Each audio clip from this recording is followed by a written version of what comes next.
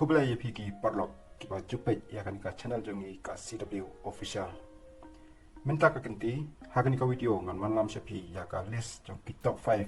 ki MLA kiba a job kaput le tam kaput hakan ka election arjar apply ka badang sudah persen. Minta tungi pet mana bawan haka kadan kawasan haka jing tam kaput lani job kaput hakan ka election.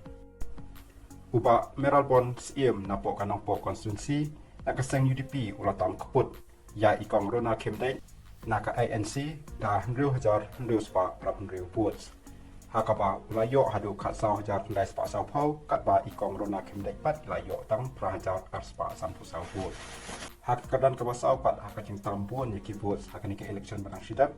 uta udai usimbut menteri jong kani ka sarkar pamenta uba perstun tensong napo ka konstituensi pin orsla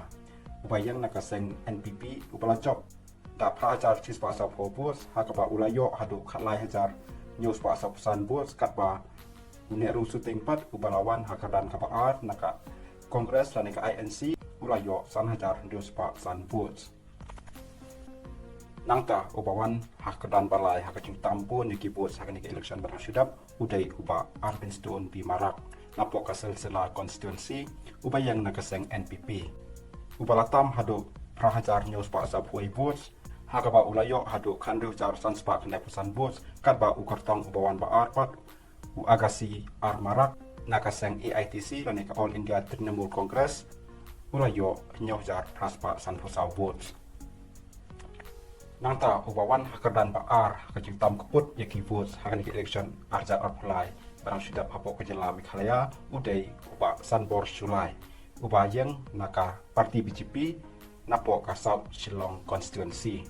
ubatam hadu khatwe hajar dos pak khandai post hakaba ulayo hadu kasau hajar arspak khandai post katba ukertong ubawan ba arpat udani nasti nakaseng Voice of the People Party VPP ulayo hajar dos pak sau post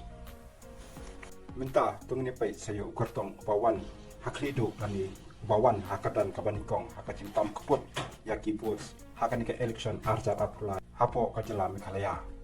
uta udai upa Bright Star Marbanyang napo kaseng BPP upaya kun naka maulai konstituensi hakaba ulatam hadu kasan hajar duspa sabra votes hakaba ulayo hadu arsau hajar arspa ndupu arvotes katba kertong upawan ba arpat utai bu arpat hau nakaseng NPP ulayo prahajar duspa kasau votes Kublai Shibun ngin sa siyang hakawe ka video